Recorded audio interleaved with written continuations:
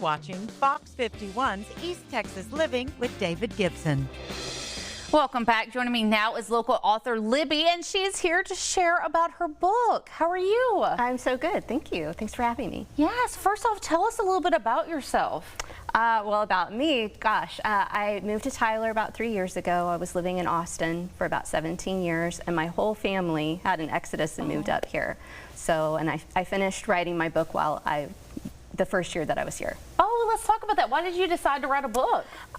Well, so I worked in the oil and gas industry for about 15 years. I've always wanted to write. My mom is a writer as well, and I love to read. I just hadn't made time for it, and essentially I was involved with a foreign oil deal that it was one of those things that was supposed to be a deal of a lifetime, and it did not turn out that way for me, and I just thought, this is such a good story, I need to write a book about it. So I fictionalized it, of course, but had fun telling a different story. Yes, and you know, you saying that a lot of this is based on real life.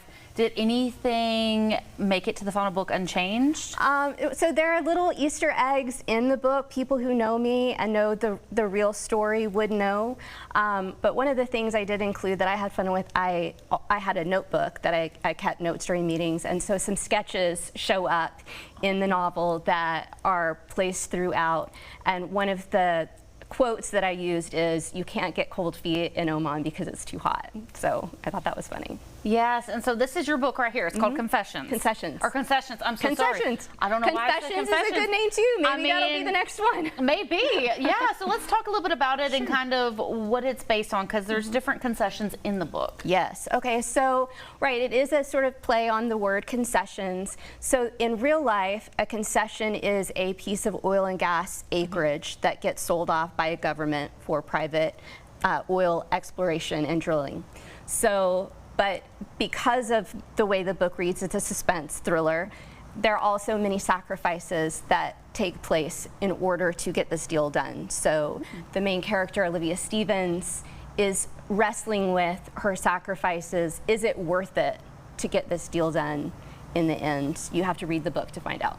Okay, well, any of that hit close to home to you personally? Yes, I mean, so for me, it is based on real life, and unfortunately it was a deal that promises were made, and for me it became very evident that those promises weren't going to come true. It also was a very toxic environment, and I stayed too long. I knew I needed to quit, but quitting can be very hard to do, especially if you know there's not really support to do it, and then you feel so many people look negatively on quitting, and instead what I've learned is quitting is essential for moving on and moving to the next best thing for you, even though it might be hard for the people you leave behind. Yes, and so how do you hope people kind of take away, you know, in the final pages and whatnot from this book? Yeah, sure. So, I mean, obviously, first, I just want people to enjoy it. I am in the process of writing a sequel, and so hopefully people enjoy characters and want to know what happens next.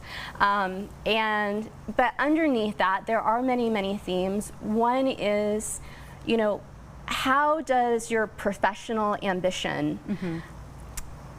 can it corrode your personal integrity? For me, I felt like that's what was happening, and I didn't want to be that person. I am a Christian, and moral integrity is very important to me. So that's just one of the many themes in the book, as well as loyalty and friendship and power struggles and money and prestige. So great. Oh, I love that. Well, people are going to have to read this. Yes, so thank you so much for joining us today. Thank you for having me. This is great. Yes, and for more information and to find the book, go to that website right there on your screen.